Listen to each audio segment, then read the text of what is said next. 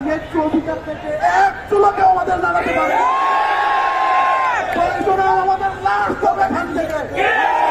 আমরা আমাদের বক্তব্য দিয়ে যাবো আমরা যারা কষ্ট পেয়েছেন শিক্ষক আপনাদের কাছে দুঃখিত আমরা আপনাদের কাছে ক্ষমা প্রার্থী লাঠির পরীক্ষা আছে কালকে থেকে কোনো পরীক্ষা হবে না আমরা ইতিমধ্যে বলেছি যদি আজকের মধ্যে প্রজ্ঞাপন না হয় আমরা কালকে আবার মার্চ আমাদের যমুনা অভিমুখে পদযাত্রা আগামীকালকে 12টা আমরা আবার পালন করবো বসে নাই পুলিশ আমাদেরকে যেহেতু সহযোগিতা করেছে তাদের পক্ষ থেকে অনুরোধ করা হয়েছে ভাই আমরা আপনাদেরকে সহযোগিতা করছি আপনারা আমাদেরকে সহযোগিতা করেন একেবারে ওনারা অনুরোধ করে বলছে আমরা আমাদের কর্মসূচি অব্যাহত থাকবে কর্মসূচি অব্যাহত থাকবে আমরা যমুনার দিকে পদযাত্রা করবো সব কাজে করবো আজকে আমরা আমাদের স্বামীর সাথে মিটিং করেছি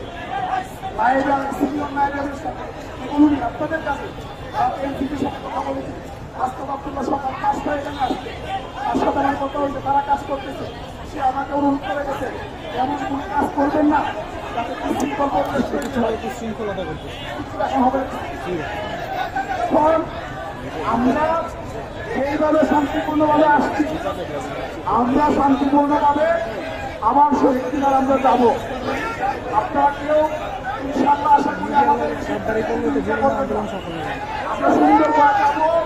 আমরা শিক্ষক মানুষ জনগণ আমরা চাই না তবে আমাদের ন্যায্য অধিকার থেকে এক চুলোকে আমাদের দাঁড়াতে পারে আমাদের লাশ হবে এখান থেকে